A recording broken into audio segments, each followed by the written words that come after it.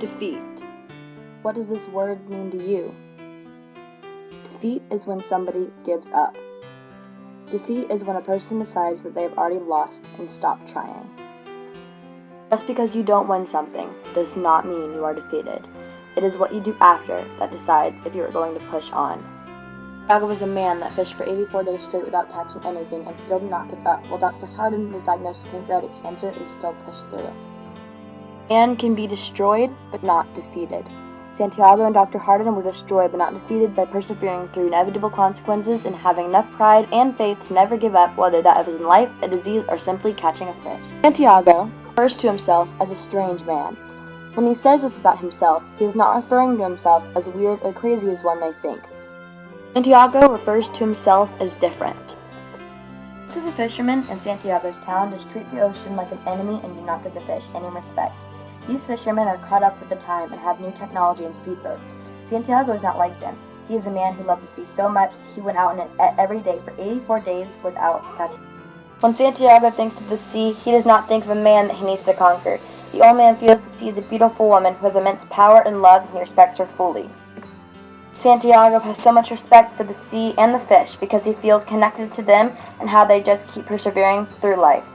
The turtles relate to Santiago because their hearts still beat after they die, which represents Santiago, who will also never stop fighting.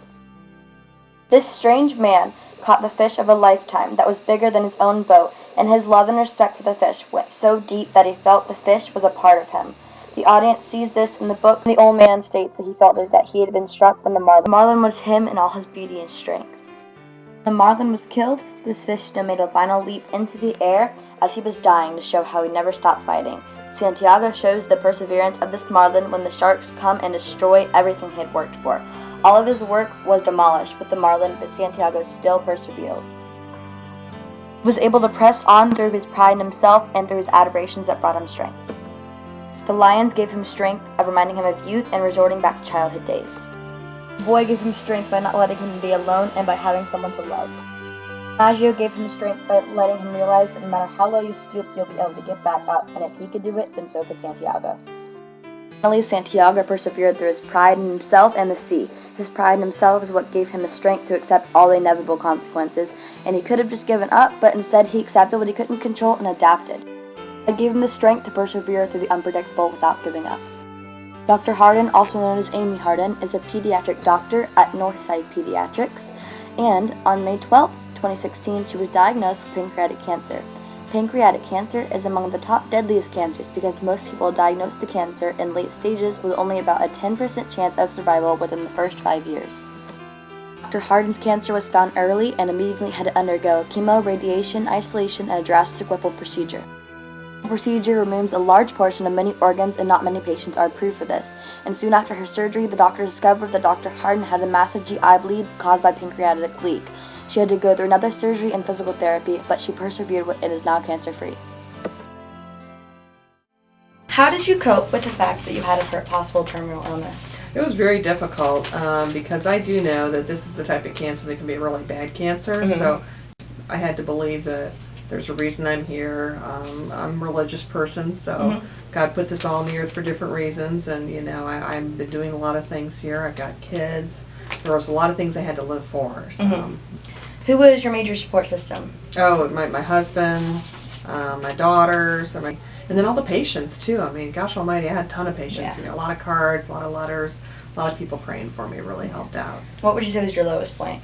December. December was the lowest point because I was really sick and I was very weak.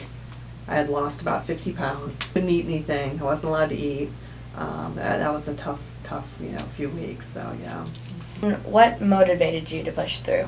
Oh, my family. You know, I need to live a lot longer. I want to see my kids grow up, and I want to see grandkids and all that kind of stuff. Yeah. So yeah. How has this experience changed your view of life?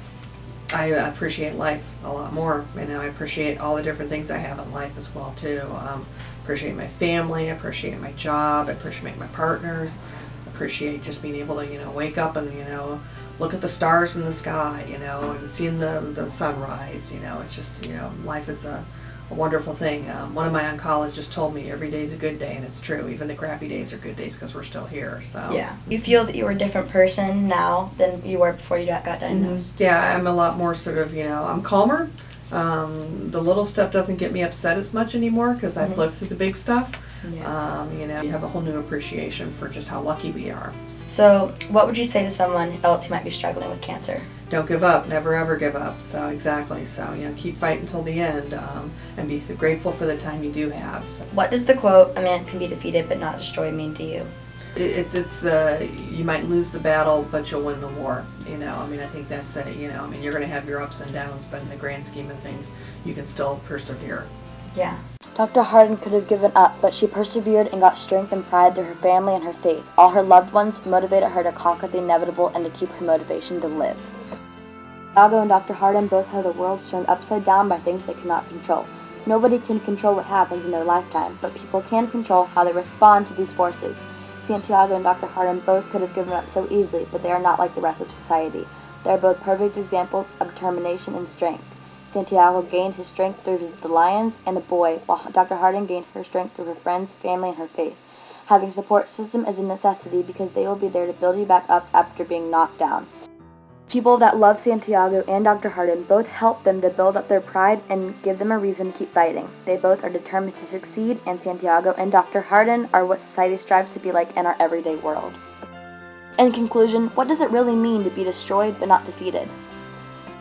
When someone is destroyed but not defeated, it means that even though it seemed as though the world was crashing down on them, they did not lose their motivation and came out on top. Someone is destroyed but not defeated when they find the strength and pride to keep fighting no matter how bad things may get, and they decide to never give in to the inevitable like Santiago and Dr. Hardin. As Ernest Hemingway once said, "We're the stronger in the places that we've been broken."